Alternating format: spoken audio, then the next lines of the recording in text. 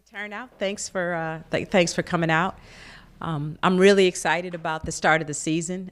We've been practicing for about a week now, and it's been really fun to get all the new players, new coaches in the gym, and to start to establish what this team is going to look like and what this team is gonna be like on the court this season. Really excited about all the new players that we have. They're starting to express themselves on the court and show what they can do, getting more and more comfortable being here and playing in our system. And so I'm just really thrilled with where we are. We have a bunch of new coaches on the staff, and the new coaches have certainly brought tremendous energy, incredible teaching, and they're very strong at the relationship building part of coaching. So far, at the start of the season has gone very well, and I'm excited about where we are and where we're growing to be. So. Go ahead, Don. Hey, Coach.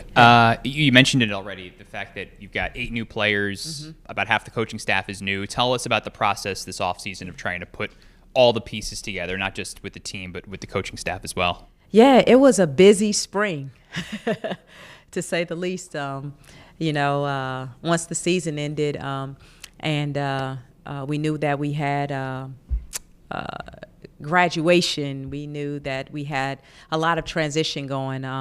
The spring really for me was about solidifying the roster.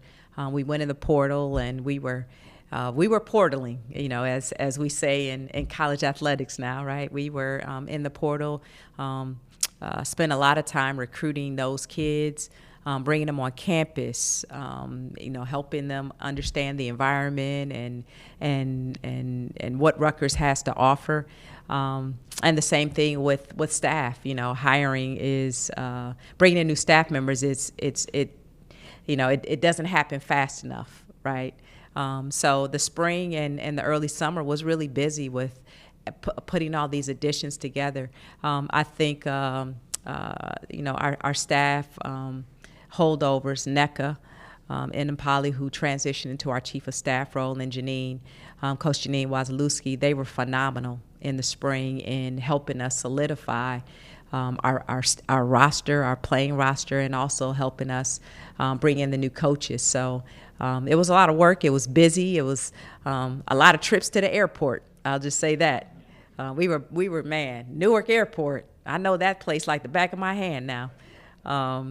But in the end of the day, I'm really happy with how it all came together in terms of who we added, and like I said, it's been really good.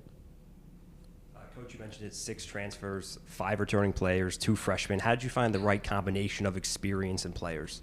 Yeah, it's I think it's more an art than a science, and like I said, I think Nneka and Janine. That is a cool name, Nneka. I do need to start calling that. Janine and NECA and I, we really wanted to be intentional about bringing in people who could continue to grow our culture. We were also very intentional about making sure we got the right pieces. And one of the things that I'm excited about is we kind of have, when you look at our roster, number one, we've got depth. We've got the biggest roster that we've had since I've been here. In terms of 13 players, and we've got folks in their natural positions. So I think that ability to have people play in their natural positions is going to bode well for us this year. Last year, the long run in the WNIT, what did that mean for the program and building that up? Yeah, I think it was important for us to get back to postseason play, and certainly for the returning players. It gave them a taste of what playing in March is like, right? And biting that apple, they came back in the off season, really, really excited and hungry about doing it again and being a part of March Madness.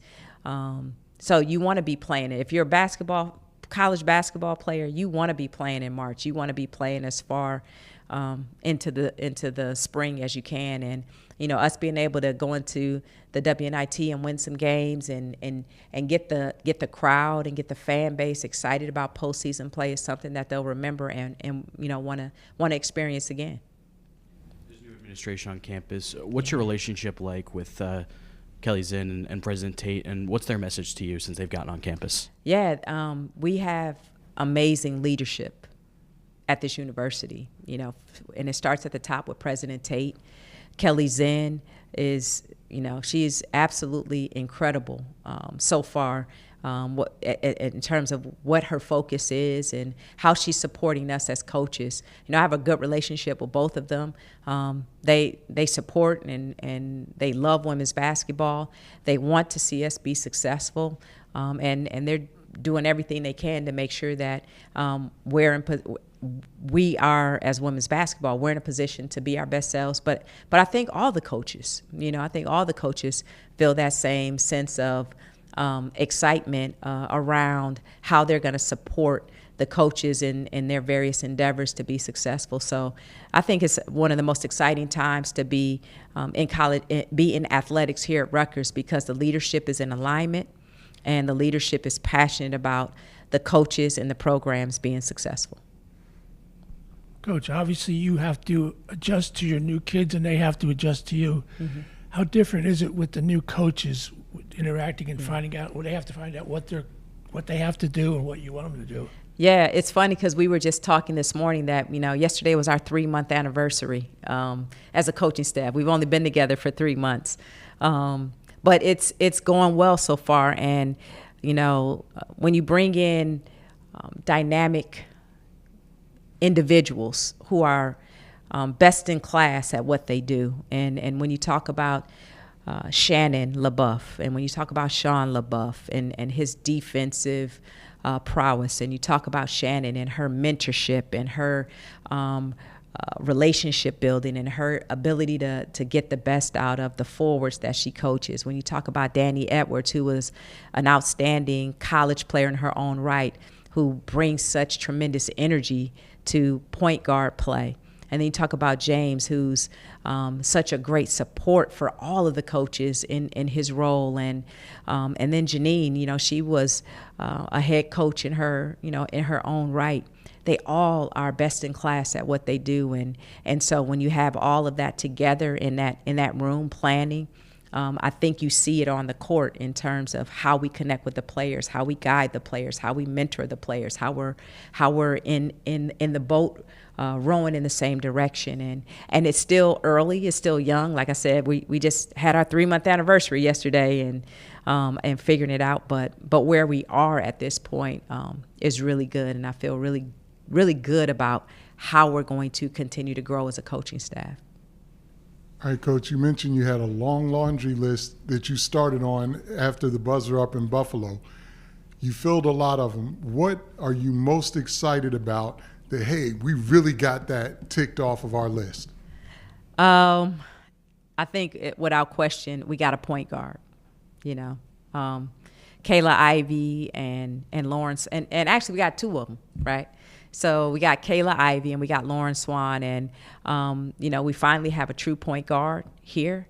And I think their leadership on the court, the way they're driving this train, has been really, really good so far. And I think it's only going to get better. The more practice we have under our belt, the more time they have under their belt to get better. But for me, it's the fact that we have a point guard and we have strong leadership on the court, a strong leader on the court to drive this thing. The players improve, hopefully, from year to year. Mm-hmm. When you stood here 3 years ago and changed, how different a coach are you? How different a coach am I?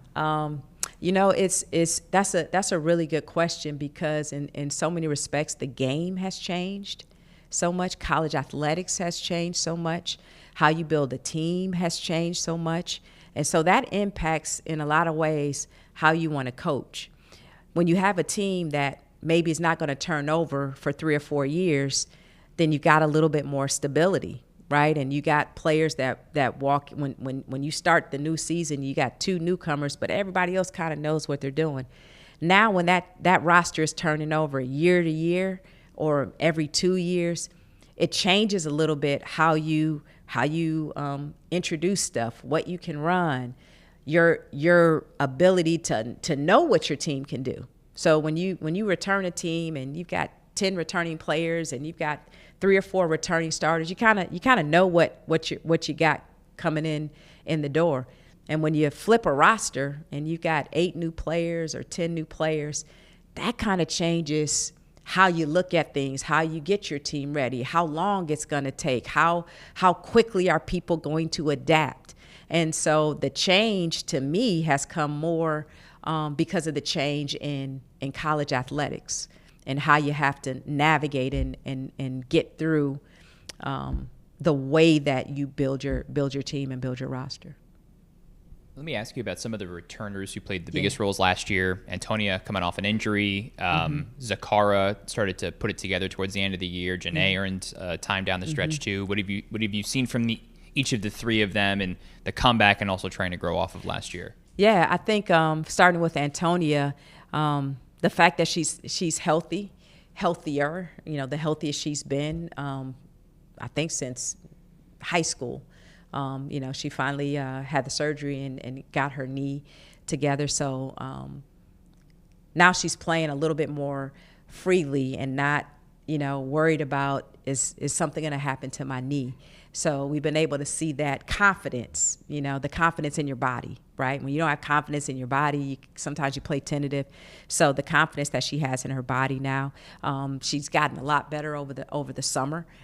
She's shooting the ball better than she's had since she's been here. So really excited about her growth and her development. Janae Walker, she took fitness as a huge thing this off season.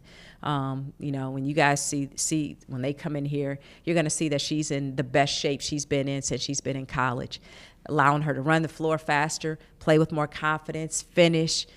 She's just in better shape and better conditioning. And so what she can do, you're able to see it now. She doesn't have the not being in tip-top conditioning being an issue for her. And then Zakara Perkins, you're right. She was, we had to play her in a bunch of different spots last year. She's come back with the confidence having played in the Big Ten. You play all those minutes in the Big Ten. There's a measure of confidence that you have in that. But she's also worked on her game a little bit, and you can see the offensive capabilities that she has, and she's taken another step in that direction in terms of shooting the ball, finishing with contact, making plays off the dribble. She was in the gym. You can tell she was in the gym, and she's taken steps in that direction.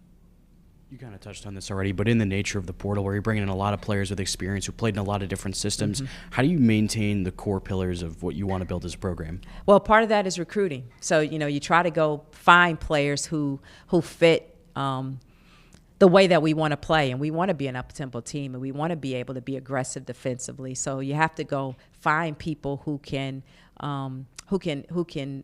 play the style and play the way that we want to play, and I think we were able to do that. Faith Blackstone has significant college experience, and it seems like she's grown everywhere she's gone and as her career has progressed. Can you talk about her importance and especially her efficiency scoring the ball? Yeah, Faith is a knockdown shooter, and she can score in a variety of different ways. She definitely can shoot the ball very well, but she also has good speed and quickness, at that guard spot, and good size. I think that's one of the things that I like about our team this year is we have positional size. We have size at the guard spot. We have size on the wings. We have size inside, and Faith is somebody who brings some size at that guard spot, along with her shooting ability and her speed that she plays with. Sorry, I got another broad question for you. Okay. Let's just talk generally about the forwards, because you graduated some of the key pieces from last year. Freshmen like Precious, the 2 NJIs, Amani. What have you seen from all of them in putting that big room together? Yeah. So first of all, I learned that their names are pronounced Jai. Just Jai. Yeah. Yai. Yeah. I kind of like Yai. I'm still working on it, but the N is silent. That's the one part I do know. The N is silent. So. But yeah, I really like our forward crew. So when we talk about Janae and Precious and Imani and Yaya, they are number one, they're all pretty athletic. They get up and down the floor well. They rebound the ball well, and they all can score in various ways. You know, we have we have the power and we have the finesse, so to speak. We have a little bit of both, and I like the way that they have. The great thing about they work. You know, they get in the gym. They're in the gym before practice. They're in the gym after practice, and they're working on being better players. So, you know, I like that they have the versatility, and we have pieces that we can move around and play in different spots. You know, it's hard to replace a Destiny Adams. You know, I mean, she can go out and get 30 and 20 on any given night. So, you know, you don't replace her. Or we're not looking to replace her with one player, but I think the combination of the four of them will be able to be impactful, and we've got the pieces, the versatility where we can play mix and match who we're playing together to really be dynamic down in the post for us. The other freshman you guys brought in, Michaela Moore, was a bit of a late commitment in the process, I guess. Yeah. How did that all come together, and what are you looking for her to bring to the team? Yeah. So Michaela's a New York kid, and, you know, we were out recruiting in the spring, and, you know, she was still playing with her club team, and, you know, she just kept, you know, caught our eye. Like, we would all be like, man, that Michaela kid, and we all thought she was, didn't know that she was a 25. You know, we all thought she was a 26. And then when we found out she was a 25, and, you know, knowing that we could use another guard to add some depth, because, you know, still want to make sure that we have the type of depth that we need, and you never know what's going to happen in terms of injury or anything like that. And so it came together pretty quickly. She came on her visit, and, you know, she decided she wanted to come join us, and she really gives us some more depth at that guard spot. Thank you, guys.